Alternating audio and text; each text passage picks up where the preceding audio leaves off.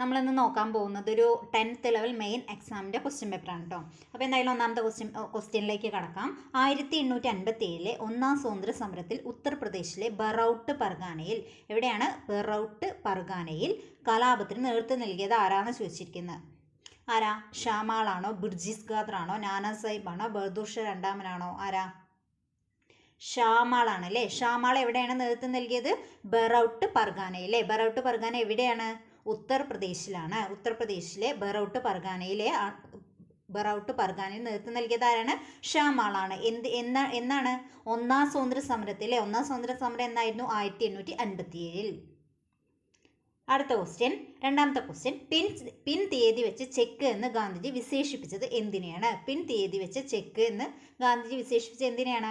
Quit India സമരമാണോ, നിയമലംഘന പ്രസ്ഥാനമാണോ, ക്രിപ്സ് മിഷനാണോ, ക്യാബിനറ്റ് മിഷനാണോ? ഏതിനാ?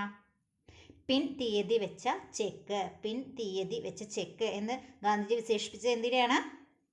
ക്രിപ്സ് മിഷനാണ് അല്ലേ. ക്രിപ്സ് മിഷനെ പിൻ തീയതി വെച്ച ചെക്ക് എന്ന് ക്രിപ്സ് മിഷനെ വിശേഷിപ്പിച്ചത് ആരാ? ഗാന്ധിജി. അങ്ങനെയും ക്വസ്റ്റ്യൻ വരാറുണ്ട് കേട്ടോ. ഇനി മൂന്നാമത്തെ ക്വസ്റ്റ്യൻ, മലയാളത്തിൽ അച്ചടിച്ച ആദ്യ ഗ്രന്ഥം. മലയാളത്തിൽ അച്ചടിച്ച ആദ്യ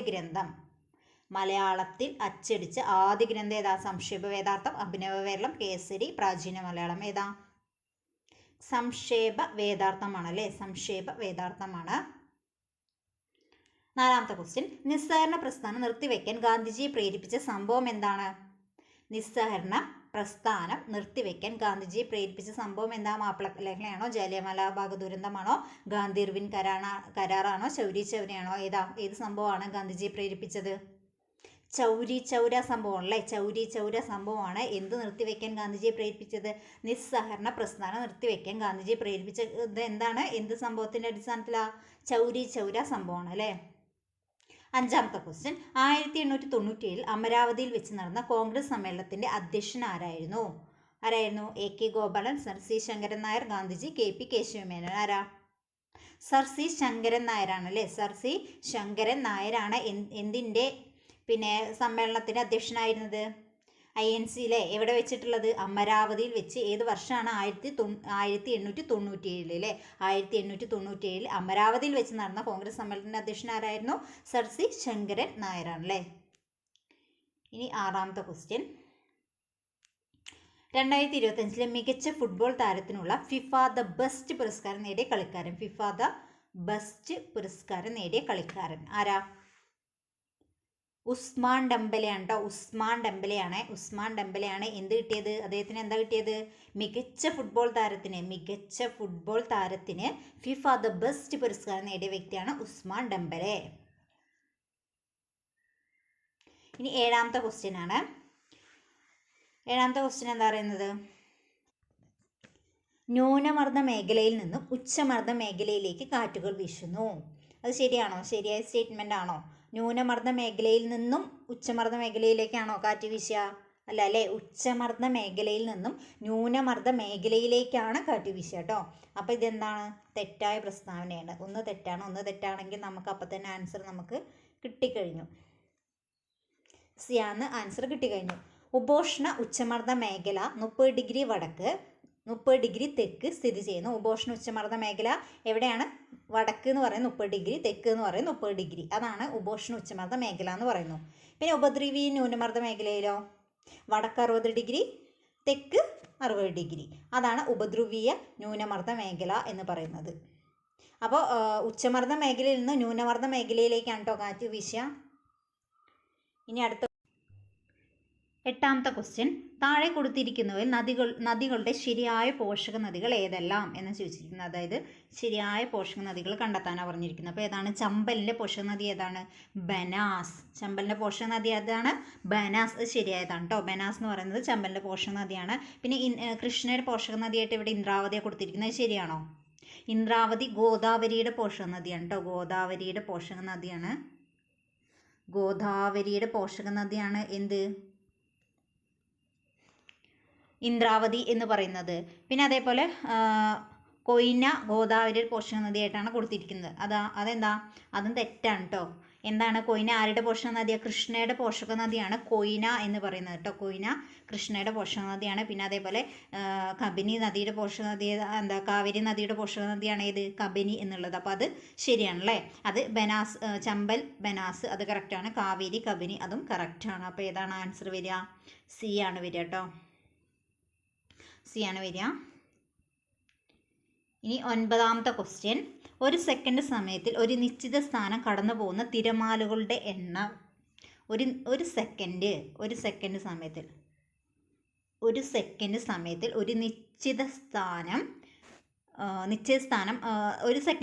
ഒരു നിശ്ചിത സ്ഥാനം കടന്നു പോകുന്ന തിരമാലകളുടെ എണ്ണം ഏതാണ്? തിര ആവൃത്തിയാണോ, തിരാകാലമാണോ, തിര ദൈർഘ്യമാണോ, തിര ആയതിയാണോ? ഏതാ? തിര ആവൃത്തിയാണ് കേട്ടോ. തിര ആവൃത്തിയാണ് എന്തെന്ന് പറയുന്നത്? ഒരു സെക്കൻഡ് സമയത്തിൽ ഒരു നിശ്ചിത സ്ഥാനം കടന്നു പോകുന്ന തിരമാലകളുടെ എണ്ണമാണ് തിര ആവൃത്തി എന്ന് പറയുന്നത്. ഇനി 10ാമത്തെ ക്വസ്റ്റ്യൻ. താഴെ പറയുന്നതിൽ ഉപദ്വീപീയ പീഠഭൂമിയുമായി ബന്ധപ്പെട്ട ശരിയായ പ്രസ്താവന. ഉപദ്വീപീയ പീഠഭൂമിയുമായി ബന്ധപ്പെട്ട ശരിയായ പ്രസ്താവന എന്താ പറയുന്നത്? ഉപദ്വീപീയ പീഠഭൂമിയുടെ ചെരിവ് പടിഞ്ഞാറ് നിന്നും കിഴക്കോട്ടേക്ക് കുറഞ്ഞു വരുന്നു. അതായത് ഈ ഭാഗത്തു നിന്ന് ഇങ്ങനെ കുറഞ്ഞു വരുന്നുണ്ട് എന്ന് പറയുന്നത്. പടിഞ്ഞാറ് ഭാഗത്ത് നിന്ന് കിഴക്കോട്ടേക്ക് എത്തുമ്പോൾ ഉപദ്വീപീയ പീഠഭൂമിയുടെ ചെരിവ് കുറഞ്ഞു വരുന്നു എന്ന് പറയുന്നത് എന്താണ്? അത് ശരിയായ പ്രസ്താവനയാണ്. ഉപദ്വീപീയ പീഠഭൂമിയുടെ വടക്ക് കിഴക്കൻ തുടർച്ചയാണ് ഷിലോങ് പീഠഭൂമി. അതായത് ഉപദ്വീപീയ പീഠഭൂമിയുടെ വടക്ക് ഇവിടെ കിഴക്ക് അതിൻ്റെ തുടർച്ചയാണ് എന്തെന്ന് പറയുന്നത്? ഷിലോങ് പീഠഭൂമി എന്നാണ് പറയുന്നത്. ഷിലോങ് പീഠഭൂമി എന്നാണ് പറയുന്നത്. അപ്പോൾ അത് എന്താണ്? കറക്റ്റായ പ്രസ്താവനയാണ് കേട്ടോ. പിന്നെ ഉപദ്വീപീയ പീഠഭൂമിയുടെ പടിഞ്ഞാറ് അതിര് ഗിർ മലനിരകളാണ്. അപ്പോൾ ഉപദ്വീപീയ പീഠഭൂമിയുടെ ഈ പടിഞ്ഞാറ് അതിര് എന്ന് പറയുന്നത് എന്താണ്? ഗിർ മലനിരകളാണ് എന്നാണ് പറയുന്നത്. അപ്പോൾ എന്താണ്? എല്ലാം ശരിയായ പ്രസ്താവന കേട്ടോ. എല്ലാം ശരിയായ പ്രസ്താവനയാണ്. അപ്പോൾ നമുക്കൊന്ന് 10 ക്വസ്റ്റ്യൻ ഒന്ന് റിവൈസ് ചെയ്തിട്ട് വരാം. ബറോട്ട പർഗാനയിൽ നേതൃത്വം നൽകിയതാരാ? ഷാമാള് അല്ലേ. അതേപോലെ ക്രിസ് മിഷൻ്റെ പ്രത്യേകത എന്താ? പിൻ തീയതി വെച്ച ചെക്ക് എന്ന് ക്രിസ് മിഷനെ വിശേഷിപ്പിച്ചതാരാ? ഗാന്ധിജിയാണ് അല്ലേ. അതേപോലെ മലയാളത്തിൽ അച്ചടിച്ച ആദ്യ ഗ്രന്ഥം സംക്ഷേപ വേദാർത്ഥം. നിസ്സാരണ പ്രസ്ഥാനം നിർത്തിവെക്കാൻ ഗാന്ധിജി പ്രേരിപ്പിച്ച സംഭവം ചൗരി ചൗര. പിന്നെ അമരാവതിയിൽ കോൺഗ്രസിൻ്റെ 1897 അമരാവതിയിൽ വെച്ച് നടന്ന കോൺഗ്രസ് സമ്മേളനത്തിൻ്റെ അധ്യക്ഷൻ ആരായിരുന്നു? Sir C Sankaran Nair. ഏത് വർഷം? 1897. എവിടെ വെച്ചിട്ട് നടന്ന്? അമരാവതിയിൽ വെച്ച് നടന്നു. അതേപോലെ 2025 ഫിഫ ദ ബെസ്റ്റ് പുരസ്കാരം നേടിയ കളിക്കാരനാരാ? ഉസ്മാൻ ഡെമ്പലെ. ഇനി പിന്നെ നമ്മുടെ ഈ ഉച്ചമർദ്ദ മേഖലയിൽ നിന്നും ന്യൂനമർദ്ദ മേഖലയിലേക്കായിട്ടാണ് കാറ്റുകൾ വീശുക. അതേപോലെ വടക്കും തെക്കും, വടക്ക് 30 ഡിഗ്രി, താഴത്ത് 30 ഡിഗ്രി ഉള്ളതിന് എന്താ പറയുക? വടക്ക് 30 ഡിഗ്രി, തെക്ക് 30 ഡിഗ്രി. അതാണ് ഉപോഷ്ണ മേഖല, ഉച്ചമർദ്ദ മേഖല എന്ന് പറയുന്നത്. പിന്നെ വടക്ക് 60 ഡിഗ്രി, തെക്ക് 60 ഡിഗ്രി എന്നതിന് എന്ത് പറയും? ഉപധ്രുവീയ ന്യൂനമർദ്ദ മേഖല എന്ന് പറയും. ഉപധ്രുവീയ ന്യൂനമേഖല എന്ന് പറയും. അതേപോലെ പിന്നെ ബനാസ് എന്ന് പറയുന്നത് ഏത് നദിയുടെ പോഷക നദിയാണ്? ചമ്പൽ നദിയുടെ പോഷക നദിയാണ്. അതേപോലെ ഗോദാവരി നദിയുടെ പോഷക നദിയാണ് ഇന്ദ്രാവതി എന്ന് പറയുന്നത്. കൊയ്ന നദി കൃഷ്ണ നദിയുടെ പോഷക നദിയാണ്. കബനി നദി കാവേരി നദിയുടെ പോഷക നദിയാണ്. പിന്നെ ഒരു സെക്കൻഡ് സമയത്തിൽ ഒരു നിശ്ചിത സ്ഥാനം കടന്നു പോകുന്ന തിരമാലകളുടെ എണ്ണമാണ് എന്ത്? തിര ആവൃത്തി എന്ന് പറയുന്നത്. പിന്നെ ഉപദ്വീപീയ പീഠഭൂമിയെക്കുറിച്ച് പറയുന്നുണ്ട്. പടിഞ്ഞാറുനിന്ന് കിഴക്കോട്ട് പോകുന്തോറും ഉയരം കുറഞ്ഞു വരുന്നു എന്ന് പറയുന്നുണ്ട്. പിന്നെ ഷിലോങ് പീഠഭൂമി എന്ന് പറയുന്നത് എന്താണ്? ഉപദ്വീപീയ പീഠഭൂമിയുടെ വടക്ക് കിഴക്കൻ ഭാഗത്തായിട്ട് തുടർച്ചയായിട്ടാണ് ഷിലോങ് പീഠഭൂമി എന്ന് പറയുന്നത്. പിന്നെ അതേപോലെ ഉപദ്വീപീയ പീഠഭൂമിയുടെ പടിഞ്ഞാറ് അതിര് ഗിർ മലനിരകളാണ് എന്നും പറയുന്നുണ്ട് അല്ലേ. 11ാമത്തെ ക്വസ്റ്റ്യൻ എന്താ? ശരിയായ പ്രസ്താവന കണ്ടെത്താനാണ് കേട്ടോ. ഒന്നാമത്തെ സ്റ്റേറ്റ്മെൻറ്റ് എന്താ? വയനാട് ജില്ല രൂപീകൃതമായത് 1981 നവംബർ 1-ാം തീയതിയാണെന്ന് പറഞ്ഞിരിക്കുന്നത്. അത് ശരിയാണോ? അത് തെറ്റായതാണ് കേട്ടോ. തെറ്റായ പ്രസ്താവനയാണ്. കാരണം 1980-ലാണ്. 1980-ലാണ് എന്ത്? വയനാട് ജില്ല രൂപീകൃതമായത് 1980 നവംബർ 1-ാം തീയതിയാണ്. അപ്പോൾ ഒന്ന് തെറ്റെന്ന് പറഞ്ഞാൽ നമുക്ക് ഇത് കട്ട് ചെയ്യാം. അപ്പോൾ തന്നെ നമുക്ക് ആൻസർ കിട്ടി. സി ആണ് ആൻസർ കിട്ടിയില്ലേ.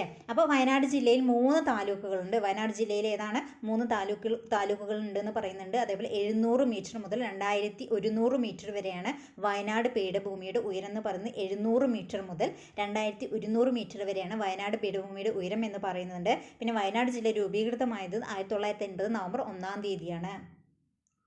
ഇനി 12ാമത്തെ ക്വസ്റ്റ്യൻ. 2050 കേരളത്തെ കാർബൺ ന്യൂട്രൽ സംസ്ഥാനമാക്കാനുള്ള പദ്ധതിയായ അങ്കൻ ജ്യോതി പദ്ധതി കേട്ടോ, അങ്കൻ ജ്യോതി പദ്ധതി പൈലറ്റ് അടിസ്ഥാനത്തിൽ നടപ്പിലാക്കിയ ഒരു നിയോജക മണ്ഡലം. അതായത് ഈ 2050 എന്താക്കണം, കേരളത്തെ കാർബൺ ന്യൂട്രൽ സംസ്ഥാനമാക്കാനുള്ള പദ്ധതിയായ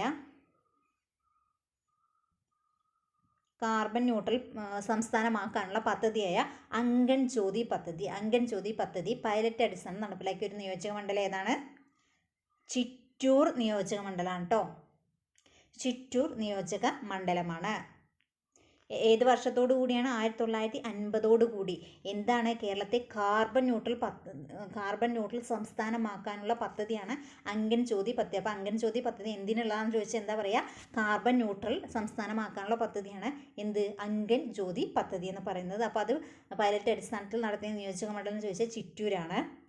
ഇനി 13ാമത്തെ ക്വസ്റ്റ്യൻ, മിശ്ര സമ്പദ് വ്യവസ്ഥ എന്നതുകൊണ്ട് ഉദ്ദേശിക്കുന്നത് എന്താണ്? അതെന്താ?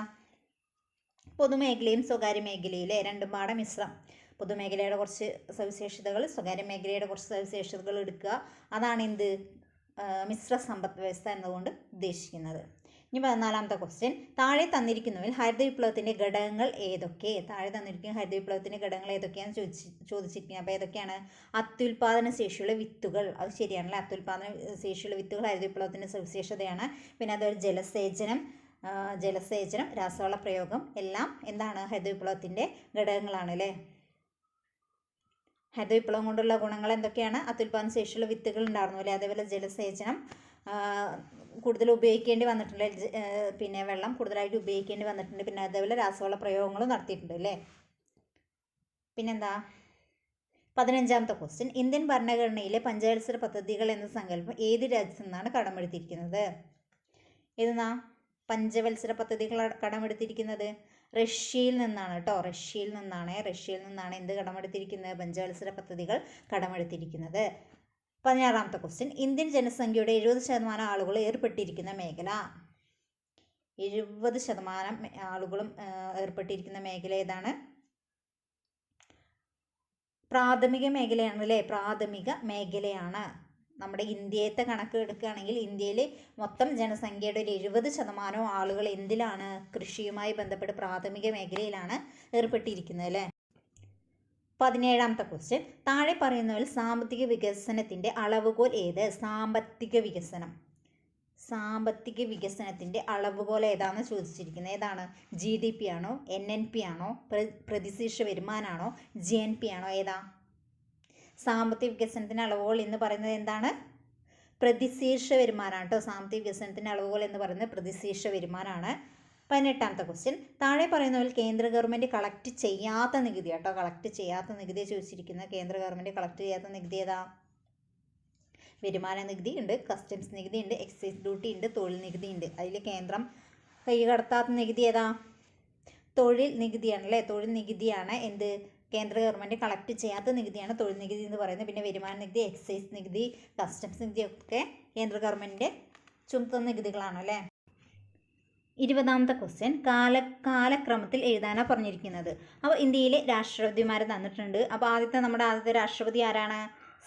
രാജേന്ദ്ര പ്രസാദ് ആണല്ലേ, അപ്പോൾ സി അല്ലാത്ത ഓപ്ഷൻ കട്ട് ചെയ്യാം. പിന്നീട് വരുന്ന വ്യക്തിയാണ് സർവേപ്പള്ളി രാധാകൃഷ്ണൻ, അല്ലെങ്കിൽ സി രാധാകൃഷ്ണൻ എന്ന് പറയുന്ന വ്യക്തി. അദ്ദേഹം നമ്മുടെ ആദ്യത്തെ ഉപരാഷ്ട്രപതിയായിരുന്നു. പിന്നീട് അദ്ദേഹം എന്തായി മാറി? രാഷ്ട്രപതിയായിട്ട് മാറിയിട്ടുണ്ട് അല്ലേ. അപ്പോൾ സി രാജേന്ദ്ര പ്രസാദ് കഴിഞ്ഞ് കഴിഞ്ഞാൽ പിന്നെ ആരാ വരുന്നത്? സി രാധാകൃഷ്ണനാണ്. അപ്പോൾ CB എന്നുള്ള ഓപ്ഷൻ, പിന്നെ എയോ അല്ലെങ്കിൽ ബിയോ ആയിരിക്കും അല്ലേ. പിന്നീട് വരുന്നത് ആരാ? സക്കീർ ഹുസൈൻ ആട്ടോ. സക്കീർ ഹുസൈൻ കഴിഞ്ഞിട്ടാണ് ആര് വരുന്നത്? VV ഗിരി വരുന്നത് കേട്ടോ. സക്കീർ ഹുസൈൻ കഴിഞ്ഞിട്ടാണ് VV ഗിരി വരുന്നത്. അപ്പോൾ ആദ്യത്തെ നമ്മുടെ രാഷ്ട്രപതി എന്ന് പറയുന്നത് രാജേന്ദ്ര പ്രസാദാണ്, പിന്നീട് രാധാകൃഷ്ണനാണ്, പിന്നീട് സക്കീർ ഹുസൈനാണ്. അത് കഴിഞ്ഞിട്ടാണ് ആര് വരുന്നത്? VV ഗിരി വരുന്നത്. ഇനി ചേരുംപടി ചേർക്കാനാണ് കേട്ടോ. 21ാമത്തെ ക്വസ്റ്റ്യൻ ചേരുംപടി ചേർക്കാനാണേ. ചേരുംപടി ചേർക്കാനാണല്ലേ. അപ്പോൾ ഒന്നാമത്തെ എന്താ പറയുന്നത്? അംഗത്തിൻ്റെ കാലാവധി 6 വർഷം. അംഗത്തിൻ്റെ കാലാവധി 6 വർഷമുള്ളത് ഏതിനാണ്? ലോകസഭയ്ക്കാണോ രാജ്യസഭയ്ക്കാണോ അംഗത്തിൻ്റെ കാലാവധി 6 വർഷമുള്ളത്? രാജ്യസഭയ്ക്കാണല്ലേ, രാജ്യസഭയ്ക്കാണ് അംഗത്തിൻ്റെ കാലാവധി 6 വർഷമുള്ളത്. പിന്നെ എന്താ, ധനകാര്യ ബില്ല് ആദ്യം അവതരിപ്പിക്കുന്ന സഭ ഏതാ? ധനകാര്യ ബില്ല് ആദ്യം അവതരിപ്പിക്കുന്നത് ലോകസഭയിലാണല്ലേ. ധനകാര്യ ബില്ല് ആദ്യം അവതരിപ്പിക്കുന്നത് ലോകസഭയിലാണ്. പിന്നെ കൗൺസിൽ ഓഫ് സ്റ്റേറ്റ്സ് എന്ന് അറിയപ്പെടുന്നത് ഏതാ? കൗൺസിൽ ഓഫ് സ്റ്റേറ്റ് എന്നറിയപ്പെടുന്നത് രാജ്യസഭയാണല്ലേ. പിന്നെന്താ, ലോകസഭ എന്താ അറിയപ്പെടുന്നത്? House of the people. House of the people എന്നറിയപ്പെടുന്നത് ലോകസഭയാണല്ലേ. അപ്പോൾ ഏതാ ആൻസർ വരിക? ഡി അല്ലേ വരിക? ഡി ആ വരിക കേട്ടോ. ഇനി അടുത്ത ക്വസ്റ്റ്യൻ, ഇന്ത്യൻ രാഷ്ട്രപതിക്ക് വേണ്ട യോഗ്യതകളെ കുറിച്ച് പ്രതിപാദിക്കുന്ന ഭരണഘടനാ വകുപ്പ്. യോഗ്യതകളെ കുറിച്ച് പറയുന്ന ഭരണഘടനാ വകുപ്പ് ഏതാ? ആരുടെ യോഗ്യതകളാ? രാഷ്ട്രപതിക്ക് വേണ്ട യോഗ്യതകളെ കുറിച്ച് പറയുന്ന ഭരണഘടനാ വകുപ്പ് ഏതാ? 58 കേട്ടോ. ആൻസർ എ ആണ്. 58 വകുപ്പിലാണ് പറയുന്നത്. എന്തിനെ കുറിച്ച് പറയുന്നു? രാഷ്ട്രപതിക്ക് വേണ്ട യോഗ്യതകളെ കുറിച്ച് പറയുന്നത്. ഇനി 23ാമത്തെ ക്വസ്റ്റ്യൻ ആണ്. 23ാമത്തെ ക്വസ്റ്റ്യൻ എന്താ പറയുന്നത്? ഇന്ത്യയിൽ സ്വതന്ത്രവും നിഷ്പക്ഷവുമായ ഒരു നീതിന്യായ സംവിധാനം ഉറപ്പാക്കാനായി ഭരണഘടന നൽകിയിരിക്കുന്ന വ്യവസ്ഥകളിൽ പെടാത്തത് ഏത്? അതായത് ഇന്ത്യയിൽ സ്വതന്ത്ര നിഷ്പക്ഷമായ ഒരു നീതിന്യായ സംവിധാനം ഉണ്ട്. നിഷ്പക്ഷമായൊരു നീതിന്യായ സംവിധാനം ഉണ്ട്. ആ നിഷ്പക്ഷമായ നീതിന്യായ സംവിധാനം ഉറപ്പുവരുത്തുന്നതിനായിട്ട് ഭരണഘടന നൽകിയിരിക്കുന്ന കുറച്ച് വ്യവസ്ഥകളുണ്ട്. അതെന്തൊക്കെയാണെന്നാണ് ചോദിച്ചിരിക്കുന്നത്. അതിലല്ലാത്ത എന്താന്ന് മാർക്ക് ചെയ്യാനാണ് പറഞ്ഞിരിക്കുന്നത്. അപ്പോൾ എന്താ, ഒന്നാമത്തെ സ്റ്റേറ്റ്മെൻറ്റ് എന്താ? ജഡ്ജിമാരെ നിയമിക്കുന്ന യോഗ്യതയുടെ അടിസ്ഥാനത്തിലായിരിക്കും അല്ലേ. ജഡ്ജിമാരെ നിയമിക്കുന്ന യോഗ്യതയുടെ അടിസ്ഥാനത്തിൽ തന്നെയാണ്. ജഡ്ജിമാർക്ക് മതിയായ പ്രതിഫലം നൽകണം, അതും ശരിയാണ് അല്ലേ. പിന്നെ പ്രതിപക്ഷ പാർട്ടിയിലെ അംഗങ്ങൾക്ക് ജഡ്ജിമാരെ തിരഞ്ഞെടുക്കാനുള്ള അധികാരമുണ്ട്. അതെന്താ? അതില്ല കേട്ടോ. പിന്നെ പ്രതിപക്ഷ പാർട്ടിയിലെ അംഗങ്ങൾക്ക് ജഡ്ജിമാരെ തിരഞ്ഞെടുക്കാനുള്ള യോഗ്യതയില്ല. പിന്നെന്താ പറഞ്ഞത്? ജഡ്ജിമാരുടെ കാലാവധി ഉറപ്പ് നൽകുക. ജഡ്ജിമാർക്ക് ഇത്ര കാലാവധി എന്ന് കറക്റ്റായിട്ട് പറഞ്ഞിട്ടുണ്ട് അല്ലേ. അപ്പോൾ ജഡ്ജിമാരുടെ കാലാവധിക്ക് ഉറപ്പ് നൽകുക. ഇതെല്ലാം സ്വതന്ത്രവും നിഷ്പക്ഷവുമായ നീതിന്യായ സംവിധാനത്തിൻ്റെ പ്രത്യേകതകളാണല്ലേ. ഇനി 24ാമത്തെ ക്വസ്റ്റ്യൻ, 2025 ഏപ്രിൽ മാസം പഹൽഗാമിൽ നടന്ന ഭീകരാക്രമണത്തിന് തിരിച്ചടിയായി ഇന്ത്യ നടത്തിയ ആക്രമണത്തിന് ഓപ്പറേഷൻ സിന്ദൂർ എന്ന പേര് നിർദ്ദേശിച്ച വ്യക്തി ആര്? ആരാ ഓപ്പറേഷൻ സിന്ദൂർ എന്ന് നിർദ്ദേശിച്ച വ്യക്തി ആരാ? ഇതിൽ ആര്? ദ്രൗപദി മുർമു ആണോ, രാജ്നാഥ് സിംഗ് ആണോ, അനിൽ ചൗഹാൻ ആണോ? ആരാ? ഡി ആണല്ലേ ആൻസർ വരിക. കാരണം ആരുമല്ല. ആരാ നിർദ്ദേശിച്ചത്? നരേന്ദ്രമോദിയാണല്ലേ നിർദ്ദേശിച്ചത്. ഓപ്പറേഷൻ സിന്ദൂർ എന്ന പേര് നിർദ്ദേശിച്ച വ്യക്തി നരേന്ദ്രമോദിയാണ്. ഇനി 25ാമത്തെ ക്വസ്റ്റ്യൻ ചേരുംപടി ചേർക്കാനാണ്. 91ാം ഭരണഘടനാ ഭേദഗതി എന്തുമായി ബന്ധപ്പെട്ടിരിക്കുന്നു? 91ാം ഭേദഗതി എന്തുമായി ബന്ധപ്പെട്ടിരിക്കുന്നു? മന്ത്രിമാരുടെ എണ്ണം ലോകസഭാ അംഗങ്ങളുടെ 15% കവിയാൻ പാടില്ല. മന്ത്രിമാരുടെ എണ്ണം ലോകസഭാ അംഗങ്ങളുടെ 15% കവിയാൻ പാടില്ല എന്ന് പറയുന്ന ഭേദഗതിയാണ് 91ാം ഭരണഘടനാ ഭേദഗതിയിലെ. അതുപോലെ 74ാം ഭരണഘടനാ ഭേദഗതി എന്താ പറയുന്നത്? നഗര തദ്ദേശ സ്ഥാപനങ്ങളെ ഭരണഘടനാവൽക്കരിച്ചു. 74ാം ഭരണഘടനാ ഭേദഗതി എന്ത് പറയുന്നു? നഗര തദ്ദേശ സ്ഥാപനങ്ങളെ ഭരണഘടനാവൽക്കരിച്ച ഭേദഗതിയാണ് 74ാം ഭരണഘടനാ ഭേദഗതി എന്ന് പറയുന്നത്. ഇനി 86ാം ഭരണഘടനാ ഭേദഗതി എന്താ? വിദ്യാഭ്യാസം മൗലിക അവകാശമാക്കി അല്ലേ. വിദ്യാഭ്യാസം എന്താക്കി മാറ്റി? മൗലിക അവകാശമാക്കി മാറ്റി. 42ാം ഭരണഘടനാ ഭേദഗതിയോ ലോകസഭയുടെ കാലാവധി എന്താക്കി? 6 വർഷമാക്കി അല്ലേ. 6 വർഷമാക്കിയത് 42ാം ഭേദഗതി. പിന്നീട് വീണ്ടും എന്താക്കി? 5 വർഷം തന്നെ ആക്കിയല്ലോ. അതേതാ? 44ാം ഭേദഗതി പ്രകാരമാണ് കേട്ടോ. അപ്പോൾ ഏതാ ആൻസർ വരിക? ബി ആണ് കേട്ടോ വരിക. ബി ആണ് വരിക. അപ്പോൾ നമ്മൾ ഇന്ന് 25 ക്വസ്റ്റ്യൻസ് നമ്മൾ ഡിസ്കസ് ചെയ്യുന്നത്. പിന്നെ നമുക്ക് ഇതിന് ബാക്കിയായിട്ട് സെക്കൻഡ് പാർട്ടായിട്ട് നമുക്ക് ചെയ്യാം. അപ്പോൾ നമുക്കിതുവരെ റിവൈസ് ചെയ്യാനുള്ളതൊന്ന് റിവൈസ് ചെയ്തിട്ട് വരാം. 10 ക്വസ്റ്റ്യനാണല്ലോ നമ്മൾ റിവൈസ് ചെയ്തത്, ബാക്കിയുണ്ടല്ലോ. വയനാട് എന്നത് രൂപീകൃതമായത് 1980 നവംബർ 1-ാം തീയതിയാണ് അല്ലേ. അതേപോലെ 3 താലൂക്കുകളുണ്ട്. 700 മീറ്റർ 2100 മീറ്റർ വരെയാണ് വയനാട് പീഠഭൂമിയുടെ ഉയരം എന്ന് പറയുന്നുണ്ട്. അതേപോലെ അങ്കൺ ജ്യോതി പദ്ധതി എന്ന് പറയുന്നത് എന്ത് പദ്ധതിയാണ്? കാർബൺ ന്യൂട്രൽ, കേരളത്തെ കാർബൺ ന്യൂട്രൽ സംസ്ഥാനമാക്കാനുള്ള പദ്ധതിയാണ് അങ്കൺ ജ്യോതി എന്ന പദ്ധതി. ഏത് വർഷത്തോടുകൂടി? 2050 കൂടിയാണ്. അപ്പോൾ ഈ പദ്ധതി അങ്കൺ ജ്യോതി എന്ന പദ്ധതി പൈലറ്റ് അടിസ്ഥാനത്തിൽ നടപ്പിലാക്കിയ നിയോജക മണ്ഡലം ഏതാ? ചിറ്റൂർ നിയോജക മണ്ഡലത്തിലാണ്. പിന്നെ മിശ്ര സമ്പദ് വ്യവസ്ഥ എന്നുകൊണ്ട് ഉദ്ദേശിക്കുന്നത് എന്താണ്? പൊതുമേഖലയും സ്വകാര്യ മേഖലയും പാടെ കൂടിച്ചേർന്നിട്ടില്ലേ. അതേപോലെ ഹരിത വിപ്ലവത്തിൻ്റെ ഘടകങ്ങൾ എന്തൊക്കെയാണ്? അത്യുൽപാദന ശേഷിയുള്ള വിത്തുകളുണ്ട്, ജലസേചനമുണ്ട്, രാസവള പ്രയോഗങ്ങളുണ്ട്. അതേപോലെ പഞ്ചവത്സര പദ്ധതികൾ കടമെടുത്തിരിക്കുന്ന എവിടെ നിന്നാണ്? റഷ്യയിൽ നിന്നാണ് അല്ലേ. അതേപോലെ ജനസംഖ്യയുടെ 70% ആളുകളും ഏർപ്പെട്ടിരിക്കുന്ന മേഖല ഏതാണ്? പ്രാഥമിക മേഖലയിലാണ്. പിന്നെ സാമ്പത്തിക വികസനത്തിൻ്റെ അളവുകോൽ എന്നറിയപ്പെടുന്ന ഏതാണ്? പ്രതിശീർഷ വരുമാനമാണല്ലേ. പ്രതിശീർഷ വരുമാനം സാമ്പത്തിക വികസനത്തിൻ്റെ അളവുകോൽ എന്നറിയപ്പെടുന്നത്. പിന്നെ അതിൽ കേന്ദ്ര ഗവൺമെൻറ് കളക്ട് ചെയ്യുന്ന നികുതികൾ ഏതൊക്കെയാണ്? വരുമാന നികുതിയുണ്ട്, എക്സൈസ് ഡ്യൂട്ടിയുണ്ട്, കസ്റ്റംസ് തീരുവയുണ്ട്. പിന്നെ അതേപോലെ 19ാമത്തെ ക്വസ്റ്റ്യൻ നമ്മൾ പറഞ്ഞിട്ടില്ല, അത് ചിലപ്പോൾ ഡിലീറ്റ് ആക്കാൻ ചാൻസ് ഉണ്ട്. പിന്നെ JBCയുടെ തന്നെ വേറെ പിന്നെ പ്രൊഫഷണൽ ആൻസർ കീ പ്രകാരം JBC ആണ് കൊടുത്തിട്ടുള്ളത്. പക്ഷേ നമ്മൾ ഡിലീറ്റ് ആക്കാനുള്ള ചാൻസ് ഉണ്ട്. അതുകൊണ്ടാണ് നമ്മൾ ആ ഒരു ആൻസർ പറയാതിരുന്നത്.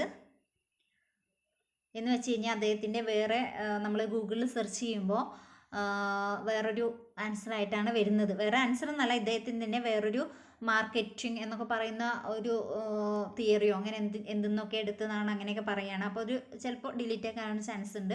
അതുകൊണ്ട് നമ്മളിത് പറയാതിരുന്നത്.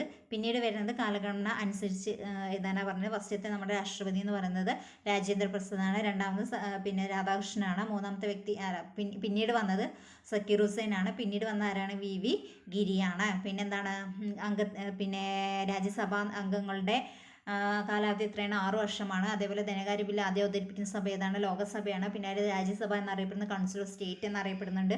അതിൽ ഹൗസ് ഓഫ് പീപ്പിൾ എന്നറിയപ്പെടുന്ന ഏതാണ്? ലോകസഭയാണല്ലേ. അതേപോലെ ഇന്ത്യൻ രാഷ്ട്രപതിക്ക് വേണ്ട യോഗ്യതകളെ കുറിച്ച് പറയുന്ന ആർട്ടിക്കിൾ ഏതാണ്? ആർട്ടിക്കിൾ 58